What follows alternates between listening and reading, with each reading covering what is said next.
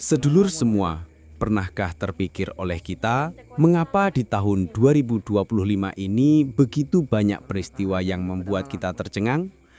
Bencana alam yang datang silih berganti, gejolak ekonomi yang tak terduga, hingga perubahan sosial yang begitu cepat?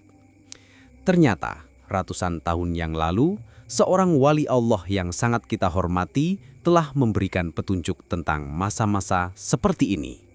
Ya, sedulur, Sunan Kalijaga, sang penyebar agama Islam dengan cara yang penuh kebijaksanaan, ternyata meninggalkan ramalan yang kini mulai terungkap satu persatu. Dan yang lebih mengejutkan, ramalan beliau tentang tahun 2026 akan membuat kita semua terkesiap. Hati-hati sedulur, jangan sampai kita lengah dengan tanda-tanda zaman yang sudah beliau wasiatkan. Karena siapa yang paham, siapa yang bersiap, dialah yang akan selamat dan mendapat keberkahan. Tapi siapa yang abai, bisa jadi akan terseret dalam pusaran perubahan yang dahsyat. Assalamualaikum warahmatullahi wabarakatuh. Salam rahayu untuk para sedulur semua. Tempat kita bersama-sama mengulik rahasia takdir, jodoh, rezeki, dan kehidupan spiritual berdasarkan warisan leluhur kita yang luhur. Jangan lupa subscribe channel ini dan aktifkan loncengnya, karena setiap konten di sini bisa jadi pengingat dan pagar pelindung untuk hidup kita. Dan sedulur, tulis di kolom komentar dari kota mana kalian menonton video ini. Kami ingin tahu seberapa jauh keberkahan ini tersebar.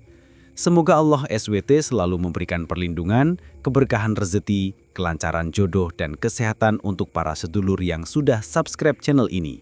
Amin ya robbal alamin. Sedulur semua, sebelum kita masuk ke inti ramalan yang menggemparkan ini, ada baiknya kita mengenal sosok Sunan Kalijaga lebih dalam. Beliau bukan sekedar wali biasa. Nama aslinya adalah Raden Mas Said, putra Adipati Tuban yang memilih meninggalkan kemewahan dunia untuk menjadi hamba Allah yang menyebarkan cahaya Islam di tanah Jawa. Yang membuat Sunan Kalijaga istimewa adalah cara beliau berdakwah, tidak dengan pedang, tidak dengan paksaan, tapi dengan kesenian, kebudayaan, dan kebijaksanaan yang dalam. Beliau menciptakan wayang kulit sebagai media dakwah, menciptakan gamelan untuk memuliakan nama Allah, dan yang paling penting, beliau meninggalkan berbagai wejangan dan ramalan yang tersimpan rapat dalam kitab-kitab primbon dan riwayat lisan para ulama Jawa. Dalam tradisi Jawa, ramalan para wali bukanlah tahayul atau dongeng belaka. Ini adalah ilham yang Allah turunkan kepada orang-orang pilihannya sebagai peringatan dan petunjuk bagi umat manusia. Seperti pohon jati yang bisa merasakan kapan musim kemarau akan datang dan menggugurkan daunnya lebih awal, para wali Allah diberi kepekaan spiritual untuk membaca tanda-tanda zaman. Bayangkan saja sedulur, Sunan Kalijaga hidup di abad ke-15 hingga awal abad ke-16. Tapi ramalan beliau tentang akhir zaman, tentang tahun-tahun penuh gejolak ternyata begitu akurat menggambarkan kondisi kita hari ini. Beliau berbicara tentang zaman ketika manusia berlumba-lumba mengejar dunia tapi melupakan akhirat, zaman ketika anak durhaka pada orang tua menjadi hal biasa, zaman ketika bumi memberontak karena ulah manusia yang serakah. Dan kini, di tahun 2025 yang hampir berakhir ini, kita semua merasakan sendiri betapa ramalannya mulai terbukti. Lantas, apa yang akan terjadi di tahun 2026? Mengapa tahun itu begitu istimewa dalam perhitungan spiritual para wali? Inilah yang akan kita kupas tuntas hari ini sedulur. Karena memahami ramalan ini bukan berarti kita percaya pada hal gaib semata, tapi ini tentang bersiap diri, memperbaiki hidup dan mendekatkan diri pada Yang Maha Kuasa sebelum semuanya terlambat. Poin pertama, tahun pemisahan yang nyata atau dalam bahasa Jawa, tahun peparing kang nyata. Apa maksudnya ini? Menurut wejangan Sunan Kalijaga yang tersimpan dalam kitab primbon kuno, tahun 2026 akan menjadi tahun di mana garis pemisah antara yang baik dan yang buruk akan terlihat sangat jelas. Tidak ada lagi area abu-abu. Orang yang berada di jalan kebenaran akan semakin terang jalannya, sementara orang yang memilih jalan keliru akan semakin terperosok dalam kegelapan. Dalam primbon Jawa, ada istilah wiji misah karo gabah, benih yang terpisah dari sekam. Tahun 2026 adalah masa pemisahan ini. Bayangkan saat petani menampi padi, yang berat dan berisi akan jatuh ke bawah, sementara yang hampa akan terbang tertiup angin. Begitulah gambaran tahun 2026 menurut Sunan Kalijaga. Sedulur, ini bukan cerita mengada-ada. Coba kita lihat sendiri kondisi hari ini. Bukankah kita sudah merasakan polarisasi yang luar biasa di masyarakat? Ada yang semakin taat beribadah, ada pula yang semakin jauh dari Tuhan, ada yang masih menjaga kesopanan dan adat Jawa, ada yang sudah lepas sama sekali dari nilai-nilai leluhur. Cerita dari seorang sedulur kita di Yogyakarta bisa jadi gambaran nyata. Ia bercerita bahwa dalam satu keluarga besar, ada yang semakin rajin ke masjid dan pengajian, tapi ada pula saudaranya yang kini bahkan tidak mau bersilaturahmi saat Lebaran karena sibuk dengan dunia maya dan gaya hidup barat, dua kutub yang semakin jauh. Inilah tanda-tanda awal pemisahan yang dimaksud Sunan Kalijaga. Leluhur kita mengajarkan, wong sing pinter iku mikir sadurunge tumindak. Orang yang cerdas itu berpikir sebelum bertindak. Maka dari itu, sedulur, di tahun 2026 nanti, setiap pilihan kita akan memiliki konsekuensi yang sangat jelas. Memilih jalan spiritual atau duniawi, memilih kejujuran atau kemunafikan, memilih kebersamaan atau perpecahan, semuanya akan membuahkan hasil yang sangat kontras. Yang perlu kita waspadai adalah jangan sampai kita berada di pihak yang salah saat pemisahan ini terjadi. Seperti kata Sunan Kalijaga dalam salah satu seratnya, ngobar tanpa murup. Maksudnya adalah kehancuran yang datang tanpa kita sadari. Orang yang terbiasa dengan dosa kecil, lama-lama akan terbiasa dengan dosa besar. Orang yang malas beribadah, lama-lama akan meninggalkan ibadah sama sekali. Lantas bagaimana cara kita memastikan berada di jalur yang benar? Pertama, perkuat pondasi spiritual dengan sholat 5 waktu yang khusyuk, baca Al-Quran setiap hari, dan perbanyak dzikir. Kedua, jaga silaturahmi, terutama dengan orang tua dan keluarga. Ketiga, hindari maksiat sekecil apapun, karena di tahun pemisahan dosa kecil bisa membawa pada jurang kehancuran. Keempat, perbanyak sedekah dan tolong-menolong, karena tangan yang terulur menolong adalah tangan yang akan ditarik ke surga. Sedulur semua, ramalan ini bukan untuk menakut-nakuti, tapi untuk membangunkan kita. Masih ada waktu dari sekarang hingga 2026 untuk memperbaiki diri. Jangan tunggu sampai pemisahan itu benar-benar terjadi dan kita menyesal karena berada di pihak yang keliru. Poin 2. Bumi akan berbicara dengan bahasanya sendiri, atau dalam bahasa Jawa, bumi bakal muni nganggo basane dhewe. Wong sing ora ngrungokake bakal kacungkil saka lenggahane. Sedulur, ramalan kedua dari Sunan Kalijaga yang tidak kalah mengejutkan adalah tentang bumi yang akan berbicara dengan bahasanya sendiri. Dalam wejangan beliau tertulis, bumi bakal muni nganggo basane dhewe. Wong sing ora ngrungokake bakal kacungkil saka lenggahane. Apa maksud dari ramalan yang terdengar mistis ini? Ternyata sangat logis, sedulur. Bumi berbicara melalui bencana alam yang semakin sering terjadi. Gempa bumi, banjir bandang, tanah longsor, angin puting beliung, kemarau panjang, hingga erupsi gunung berapi. Ini semua adalah cara bumi berbicara, memberitahu bahwa ia sudah tidak kuat menahan kerusakan yang manusia perbuat. Dalam primbon Jawa, bumi dianggap sebagai ibu kita, ibu pertiwi yang memberi makan dan menghidupi kita. Seperti seorang ibu yang sabar, bumi telah lama menahan sakit akibat ulah manusia. Tapi seperti pepatah Jawa, watu yang disirami banyu suwe-suwe bakal kotong. Batu kalau disiram air lama-lama akan berlubang. Kesabaran bumi pun ada batasnya. Tahun 2026, menurut perhitungan para ahli primbon yang mempelajari wejangan Sunan Kalijaga, akan menjadi tahun di mana suara bumi ini akan semakin keras. Maksudnya, intensitas dan kekuatan bencana alam akan meningkat tajam. Wilayah yang selama ini aman bisa jadi tidak aman lagi. Musim yang biasanya bisa diprediksi akan menjadi tidak menentu. iklim akan semakin ekstrim. Sedulur, bukankah kita sudah merasakan sendiri? Di tempat yang biasanya tidak pernah banjir, tiba-tiba banjir besar. Di daerah yang subur, tiba-tiba kekeringan hebat.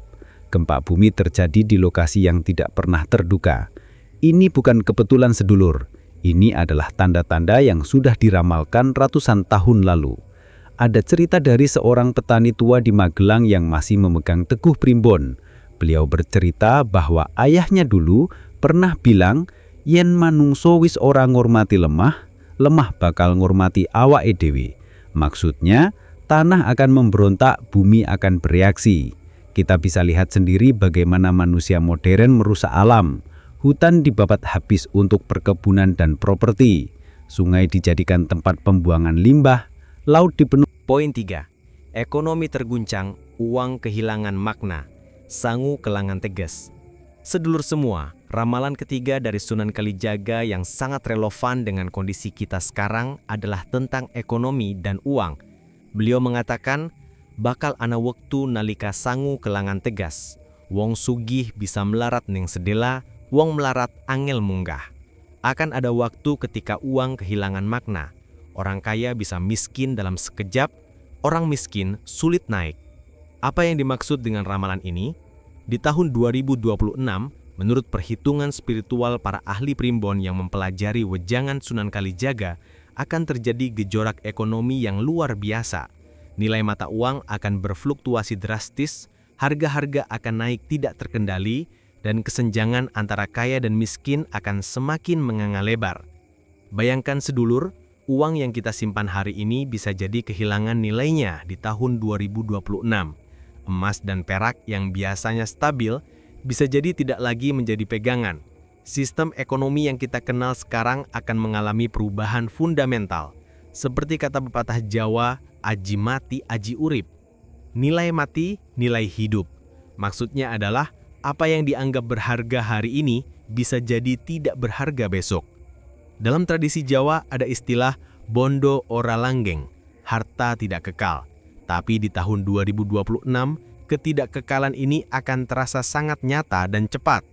Orang yang hari ini punya miliaran rupiah bisa jadi besok hartanya lenyap karena krisis ekonomi, kebangkrutan usaha, atau bencana yang tidak terduga. Sebaliknya, orang miskin akan semakin sulit untuk bangkit karena pintu-pintu rezeki seakan tertutup rapat. Ada cerita nyata dari sedulur kita di Jakarta. Seorang pengusaha sukses yang memiliki beberapa pabrik dan properti, dalam waktu 1 tahun hartanya habis karena krisis ekonomi yang tidak terduga, ditambah sakit keras yang menghabiskan biaya besar.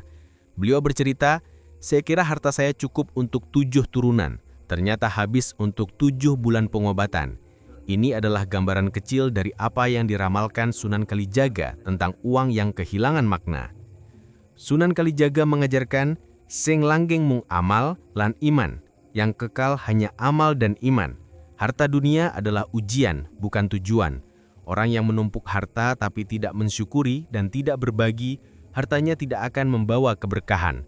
Seperti air yang tergenang tidak mengalir, lama-lama akan berbau busuk. Begitu pula harta yang tidak dizakati dan tidak disedekahkan akan menjadi sumber bencana bagi pemiliknya.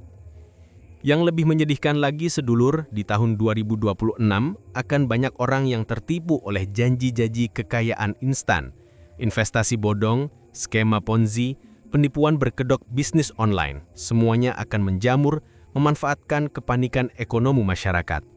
Orang yang sedang kesulitan keuangan akan mudah tergiur dengan iming-iming untung besar dalam waktu singkat dan akhirnya malah kehilangan sisa harta yang mereka punya. Dalam primbon Jawa ada petuah, nandur cabe nemu cabe, nandur pari nemu pari. Maksudnya rezeki itu sesuai dengan usaha dan cara kita memperolehnya.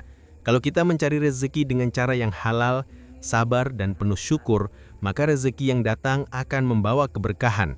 Tapi kalau kita mencari rezeki dengan cara instan, haram atau menipu, maka rezeki yang datang akan membawa petaka. Lantas, bagaimana kita harus bersiap menghadapi gejolak ekonomi di tahun 2026 ini sedulur? Pertama, jangan bergantung pada harta dunia semata. Investasi terbaik adalah investasi akhirat. Amal ibadah, sedekah, dan kebaikan pada sesama. Kedua, Kurangi gaya hidup konsumtif. Biasakan hidup sederhana dan menabung untuk hal-hal penting. Ketiga, perbanyak skill dan ilmu karena kemampuan adalah modal yang tidak akan pernah hilang nilainya. Keempat, perkuat jaringan silaturahmi karena di masa sulit yang akan menolong kita adalah orang-orang yang kita pernah bantu. Kelima dan yang paling penting, perbanyak bersedekah karena sedekah adalah investasi yang langsung diterima Allah dan tidak akan pernah merugi.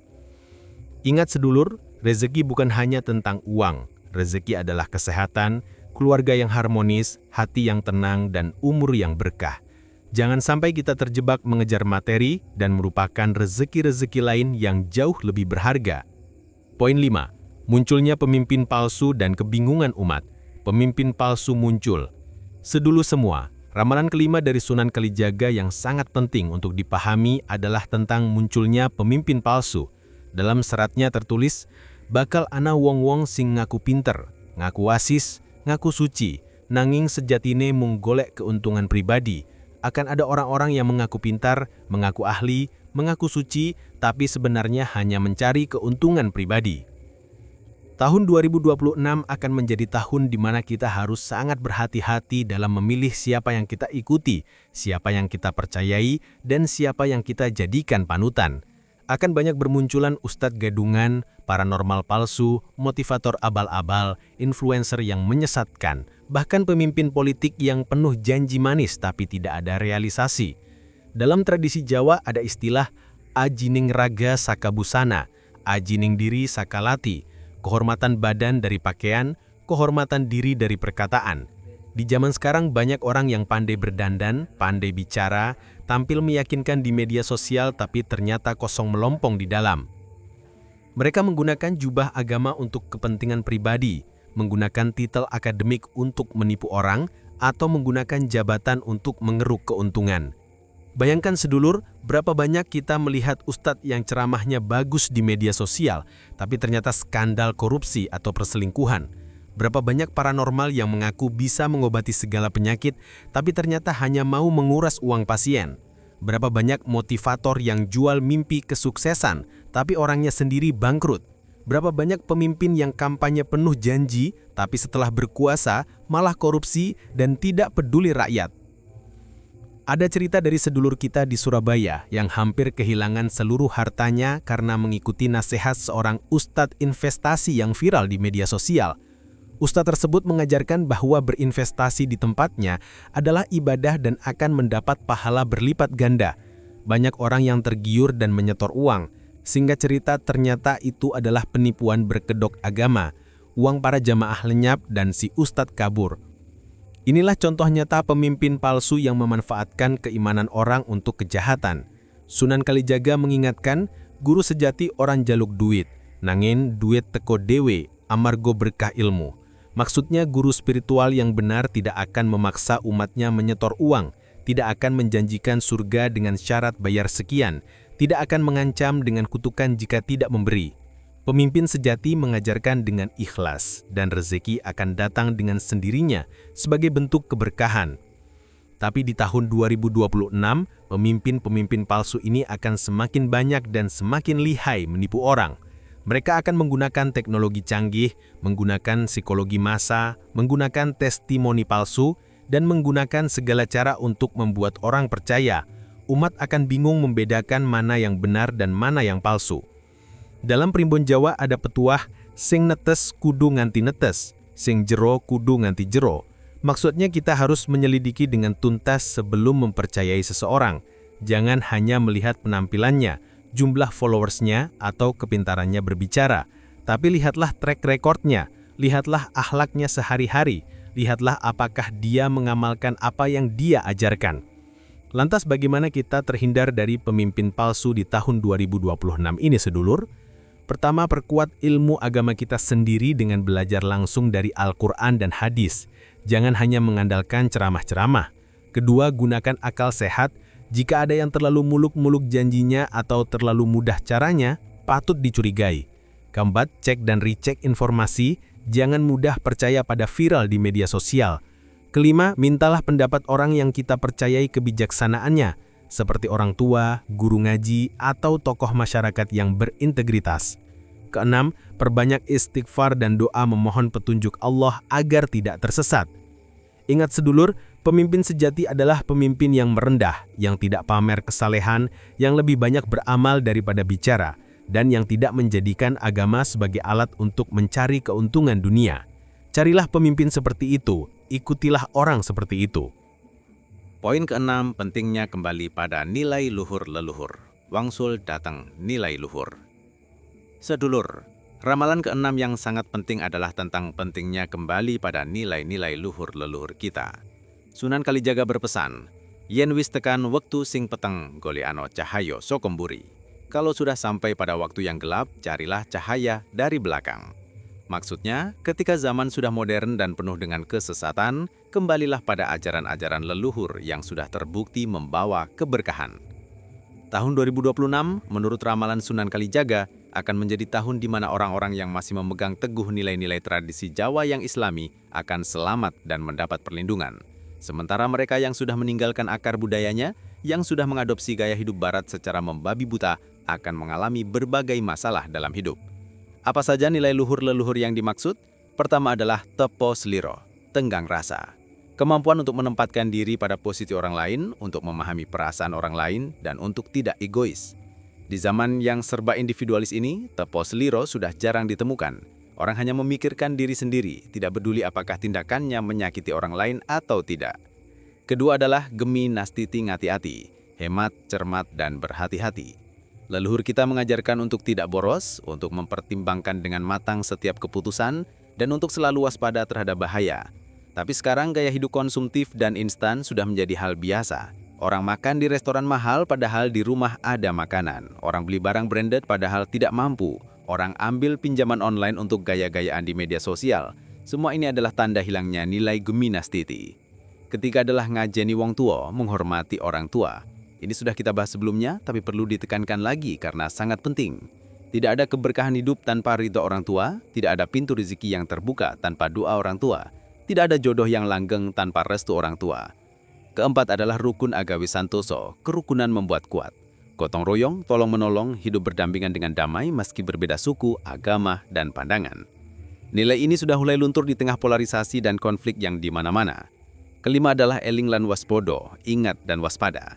Ingat pada Tuhan, ingat pada kematian, ingat pada tujuan hidup yang sebenarnya. Dan waspada terhadap godaan dunia, waspada terhadap bisikan setan, waspada terhadap fitnah akhir zaman. Ada cerita dari seorang keluarga di Solo yang memegang teguh nilai-nilai ini. Di tengah kesulitan ekonomi yang melanda banyak orang di lingkungannya, keluarga ini tetap tenang dan cukup. Bukan karena mereka kaya, tapi karena mereka hidup sesuai dengan nilai geminastiti. Mereka saling tolong-menolong dengan tetangga, rukun agawi santoso, dan mereka mendapat doa restu dari orang tua mereka, ngajeni wong tuo.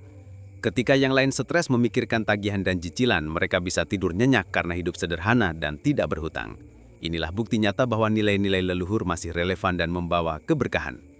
Sunan Kalijaga mengajarkan bahwa Islam dan budaya Jawa itu tidak bertentangan, malah saling melengkapi.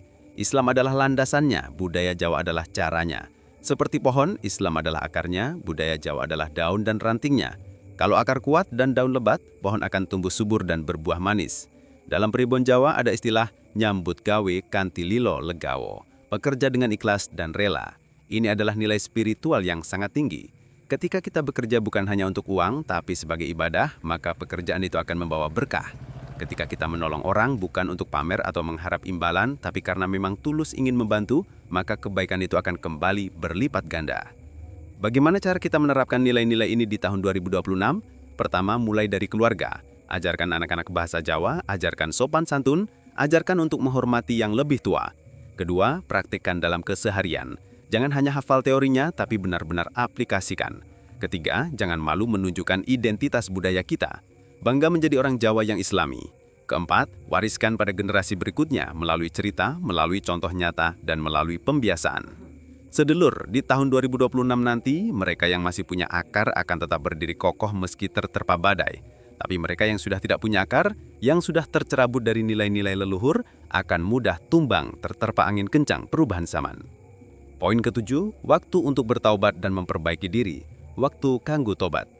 Sedulur semua, Ramalan terakhir tapi yang paling penting dari Sunan Kalijaga adalah tentang waktu untuk bertobat. Beliau berkata, sadurungi sewingi surup, enggal madang. Sadurungi pati teko, enggal tobat. Sebelum matahari terbenam, segeralah makan. Sebelum kematian datang, segeralah bertobat. Tahun 2026, menurut wejangan Sunan Kalijaga akan menjadi tahun di mana orang-orang yang masih memegang teguh nilai-nilai tradisi Jawa yang islami akan selamat dan mendapat perlindungan. Sementara mereka yang sudah meninggalkan akar budayanya, yang sudah mengadopsi gaya hidup barat secara membabi buta, akan mengalami berbagai masalah dalam hidup. Apa saja nilai luhur leluhur yang dimaksud? Pertama adalah tobat nasuha, tobat yang sejati. Bukan tobat yang hanya di mulut, bukan tobat yang hari ini bertobat besok mengulangi dosa yang sama, tapi tobat yang benar-benar dari hati, disertai penyesalan mendalam, janji tidak akan mengulangi, dan langsung memperbaiki diri. Bayangkan sedulur berapa banyak dosa yang sudah kita lakukan selama ini. Dosa kita pada Allah dengan meninggalkan sholat, malas mengaji, jarang bersedekah. Dosa kita pada orang tua dengan membantah, menyakiti hati atau tidak merawat di masa tua mereka. Dosa kita pada sesama dengan menggunjing, menipu, mengambil hak orang lain. Dosa kita pada diri sendiri dengan merusak kesehatan, melakukan maksiat dan membuang waktu untuk hal yang sia-sia. Semua ini perlu kita minta ampun pada Allah sebelum terlambat. Ada cerita yang sangat mengharukan dari seorang bapak di Kudus yang sudah lanjut usia. Beliau bercerita bahwa sepanjang hidupnya dia jarang sholat, sering mabuk-mabukan dan pernah berbuat tidak baik pada banyak orang. Tapi di usianya yang ke-70 beliau sadar dan bertaubat. Beliau mulai sholat 5 waktu, pergi ke masjid untuk jamaah, minta maaf pada orang-orang yang pernah dia sakiti, dan mengaji Al-Quran meski terbata-bata. 3 tahun setelah taubatnya, beliau meninggal dengan tenang, wajahnya berseri dan tersenyum. Ini adalah bukti bahwa Allah sangat menerima taubat hambanya. Tidak peduli berapa besar dosanya, selama tobat itu tulus. Tapi Sunan Kalijaga mengingatkan, jangan menunda-nunda taubat. Ada pepatah, besok itu duwe Gusti Allah, besok itu milik Allah. Kita tidak tahu apakah besok masih diberi umur atau tidak. Banyak orang yang bilang nanti kalau sudah tua baru taubat, tapi belum sampai tua sudah dipanggil Allah. Banyak yang bilang nanti kalau sudah sukses baru rajin beribadah, tapi belum sukses sudah tertimpa musibah. Dalam pribun Jawa ada istilah elingo yen munguyai. Maksudnya hidup di dunia ini hanya sementara, kita hanya numpang lewat, tujuan sejati adalah akhirat. Jangan sampai kita terlalu asik di pondokan dunia sampai lupa pada rumah sejati kita, akhirat. Tobat yang sejati itu ada 5 syaratnya sedulur. Pertama, berhenti dari dosa itu segera, jangan ditunda lagi. Kedua, menyesal dengan sepenuh hati atas dosa yang telah dilakukan. Ketiga, bertekad kuat untuk tidak mengulangi lagi. Keempat, kalau dosanya melibatkan orang lain, minta maaf dan kembalikan haknya. Kelima, kalau dosanya melibatkan hutang ibadah seperti puasa atau zakat, segera bayar atau qada. Bagaimana cara kita memulai tobat yang sejati? Pertama, cari waktu yang tenang, mungkin di sepertiga malam terakhir, sholat tahajud dan tangislah di hadapan Allah. Ceritakan semua dosa kita, minta ampun dengan sepenuh hati. Kedua, sholat tobat 2 rakaat lalu berdoa panjang memohon ampunan. Ketiga, segera perbaiki yang salah, tinggalkan kebiasaan buruk, mulai kebiasaan baik. Keempat, cari teman-teman yang soleh yang bisa menguatkan kita di jalan taubat. Kelima, perbanyak dzikir dan istighfar setiap hari, minimal 100 kali astaghfirullahaladzim wa atubu ilaih.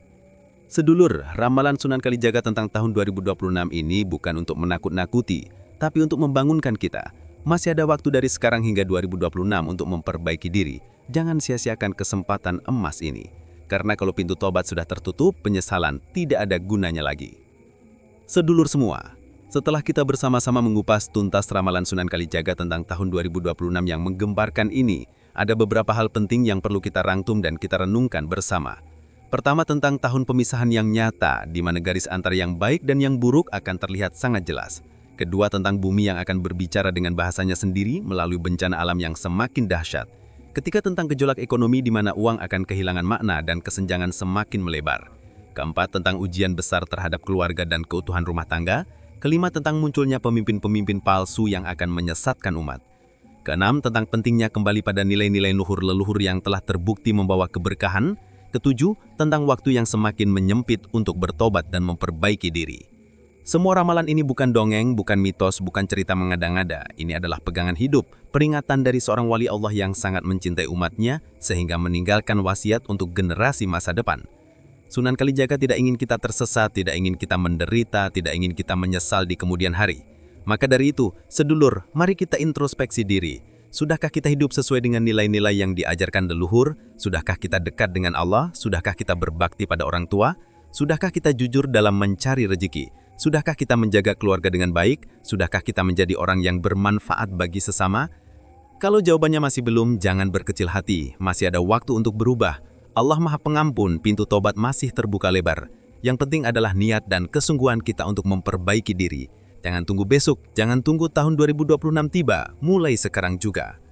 Mari mulai dengan hal-hal kecil, sholat 5 waktu tepat waktu, baca Al-Quran setiap hari meski hanya 1 ayat, hubungi orang tua setiap hari meski hanya sekedar bertanya kabar, tersenyum pada tetangga, berbagi makanan dengan orang yang membutuhkan, bersedekah seikhlasnya, jaga lisan dari gunjingan, jaga mata dari yang haram, jaga hati dari dengki dan iri. Hal-hal kecil ini kalau dilakukan konsisten akan membawa perubahan besar dalam hidup kita. Untuk sedulur yang bukan weton tertentu, yang mungkin merasa ramalan ini tidak berlaku untuk mereka, ingat, ini adalah peringatan untuk semua umat manusia, untuk seluruh Nusantara. Maka bantu keluarga kalian, bantu teman-teman kalian, bagikan video ini agar lebih banyak orang yang tahu dan bersiap, karena menyelamatkan 1 jiwa dari kesesatan pahalanya seperti menyelamatkan seluruh manusia. Dan sedulur, jangan lupa tulis di kolom komentar dari kota mana kalian menonton video ini. Berikan juga pendapat kalian, apakah kalian sudah merasakan tanda-tanda yang disebutkan Sunan Kalijaga? Mari kita saling mengingatkan, karena orang beriman adalah saudara. Semoga Allah SWT senantiasa melimpahkan rahmat dan keberkahannya kepada kita semua. Semoga kita semua diberi kekuatan untuk memperbaiki diri, diberi petunjuk. Dalam beberapa bulan terakhir, dunia menyaksikan dengan cemas bagaimana konflik antara Iran dan Israel semakin memanas. Ketegangan yang telah lama membara di kawasan Timur Tengah kini mencapai titik kritis, menimbulkan kekhawatiran global akan potensi meletusnya perang skala besar yang bisa menyeret negara-negara lain ke dalam pusaran konflik. Pertanyaan besar yang kini menghantui banyak kalangan adalah, mungkinkah konflik ini menjadi pemicu Perang Dunia Ketiga? Untuk memahami risiko tersebut, penting untuk melihat akar persoalan, aktor-aktor yang terlibat, dan konsekuensi yang sudah mulai terasa di berbagai penjuru dunia. Konflik antara Iran dan Israel bukanlah sesuatu yang baru. Kedua negara memiliki sejarah panjang permusuhan yang didasarkan pada perbedaan ideologi, agama, dan kepentingan geopolitik. Iran, sebagai negara mayoritas Syiah dengan kepentingan besar di kawasan, berulang kali menyatakan dukungannya terhadap kelompok-kelompok yang dianggap sebagai ancaman oleh Israel, seperti Hizbullah di Lebanon dan Hamas di Palestina. Sebaliknya, Israel memandang Iran sebagai ancaman eksistensial, terutama karena program nuklir yang dikembangkan Teheran dan retorika anti-Israel yang kerap digaungkan para pemimpinnya. Namun, yang menjadikan situasi saat ini sangat berbeda adalah eskalasi militer yang terjadi sejak pertengahan Juni 2025. Serangan-serangan rudal, saling balas serangan udara, dan keterlibatan kelompok-kelompok proksi telah menandai babak baru dalam hubungan kedua negara. Pada 13 Juni 2025, dunia dikejutkan oleh melonjaknya harga minyak mentah Brent hingga lebih dari 11%, mencapai level tertinggi dalam beberapa bulan terakhir. Lonjakan harga energi ini bukan hanya mencerminkan kekhawatiran pasar terhadap gangguan pasokan minyak dari kawasan Teluk, tetapi juga menjadi indikator bahwa konflik di Timur Tengah selalu memiliki dimensi global yang tidak bisa diabaikan. Secara ekonomi, efek domino dari konflik ini mulai terasa. Kenaikan harga minyak berarti peningkatan biaya produksi di berbagai sektor industri, inflasi yang lebih tinggi, dan beban tambahan bagi negara-negara importir energi seperti Indonesia. Pasar keuangan global juga tidak luput dari guncangan. Indeks S&P 500 di Amerika Serikat mengalami penurunan signifikan, terutama di sektor-sektor yang sangat sensitif terhadap perubahan geopolitik, seperti maskapai penerbangan dan pariwisata. Sementara itu, saham perusahaan energi dan pertahanan justru melonjak, mencerminkan pergeseran minat investor ke sektor-sektor yang dianggap lebih tahan terhadap gejolak. Namun, ancaman terbesar mungkin datang dari aspek yang lebih sulit diprediksi. Serangan siber. Dalam konflik modern, pertempuran tidak lagi hanya berlangsung di medan tempur konvensional. Baik Iran maupun Israel dikenal memiliki kemampuan siber yang sangat mumpuni. Serangan Distributed Denial of Service, DDoS, sabotase sistem infrastruktur penting, hingga serangan wiper yang bisa menghapus data dan merusak sistem secara permanen. menjadi senjata baru yang bisa dilancarkan kapan saja. Michael Daniel, mantan penasihat Gedung Putih, bahkan memperingatkan bahwa serangan balasan Iran berpotensi menargetkan infrastruktur Amerika Serikat dan sekutunya, membuka peluang eskalasi keluar kawasan Timur Tengah. Risiko meluasnya konflik ini ke skala global semakin nyata jika kita melihat posisi negara-negara besar dunia. Amerika Serikat, sebagai sekutu utama Israel, memiliki kepentingan strategis di kawasan. Kehadiran militer Arpa Mastraf di Timur Tengah, serta komitmen keamanan terhadap Israel, bisa mendorong keterlibatan langsung jika eskalasi semakin tidak terkendali.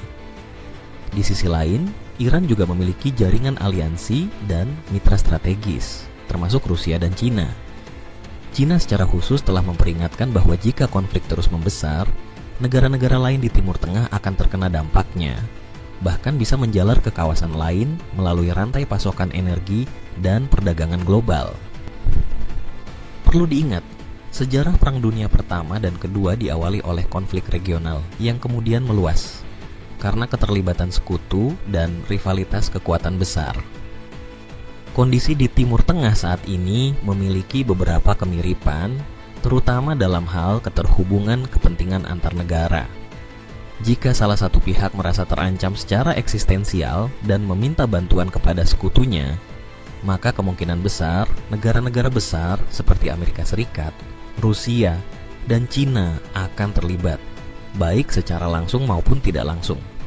Inilah yang menjadi kekhawatiran utama banyak analis geopolitik. Spiral eskalasi yang tidak terkendali dapat dengan cepat berubah menjadi konflik global. Dampak kemanusiaan dari perang semacam itu akan sangat dahsyat. Selain korban jiwa dan kerusakan infrastruktur, jutaan orang bisa terpaksa mengungsi, menimbulkan krisis pengungsi lintas batas negara. Ketegangan antar agama dan antar bangsa pun bisa meruncing, memperburuk stabilitas politik dan keamanan di berbagai belahan dunia. Sementara itu, tekanan ekonomi akibat inflasi, kelangkaan energi, dan gangguan perdagangan akan memperparah penderitaan masyarakat sipil. Namun, apakah konflik Iran-Israel benar-benar akan memicu Perang Dunia Ketiga? Jawabannya belum pasti. Banyak faktor yang mempengaruhi, mulai dari keputusan politik para pemimpin dunia, efektivitas diplomasi, hingga tekanan domestik di masing-masing negara.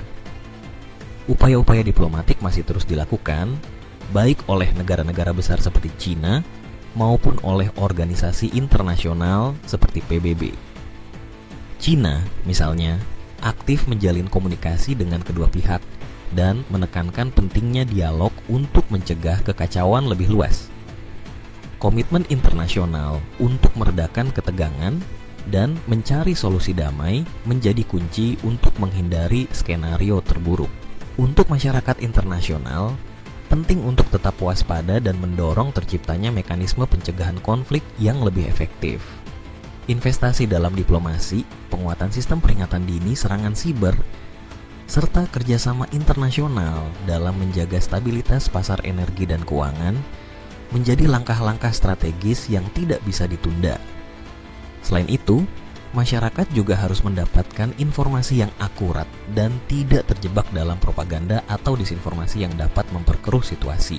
Dalam menghadapi situasi yang sangat dinamis ini, setiap negara perlu mempersiapkan diri terhadap berbagai kemungkinan.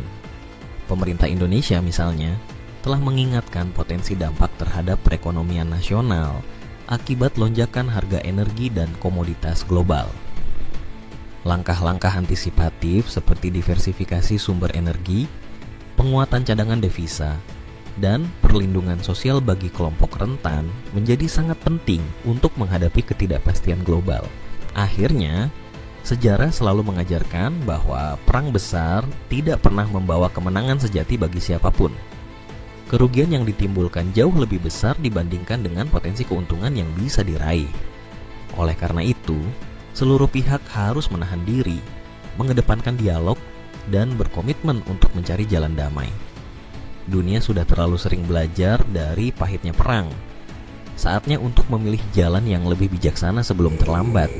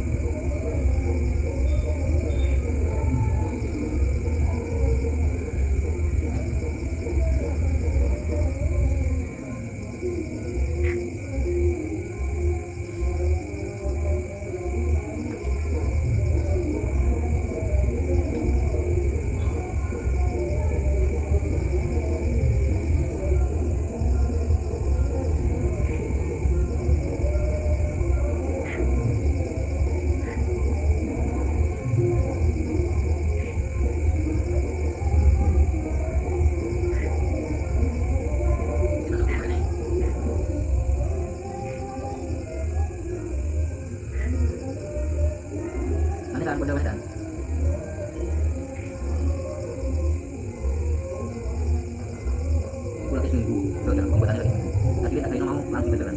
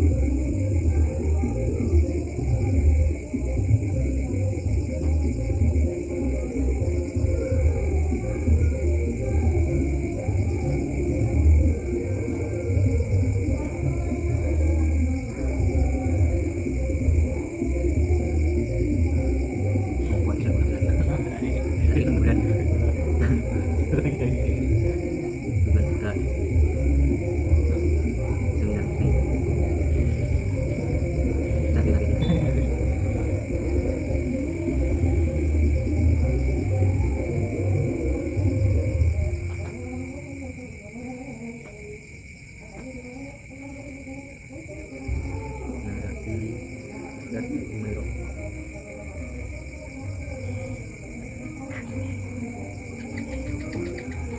kita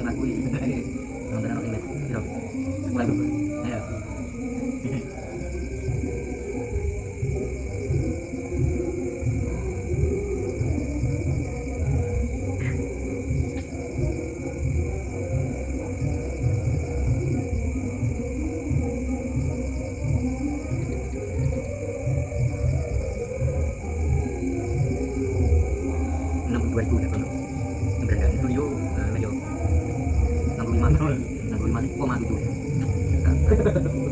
lalu buat nanti bayu kalau libur sampai dari minat kali ini minat ya itu kumat ya buat narasi wes ada dari kecil kalau ada sudah kecil anyari narasi kiai nggak bayu belum apa narasi strategi apa karena nggak ada jelas ada kali oke kawan yang mau kita datang belum kenal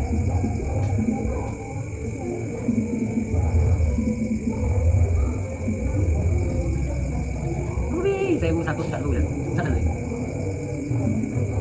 tidak benar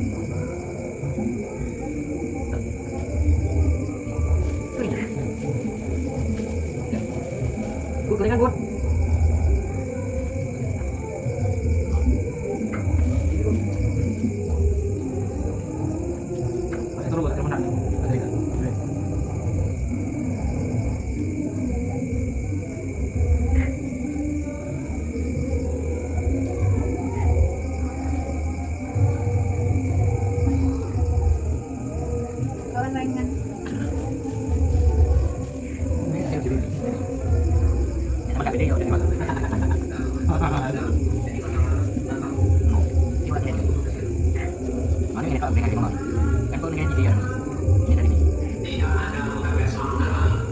ini kan nasi ada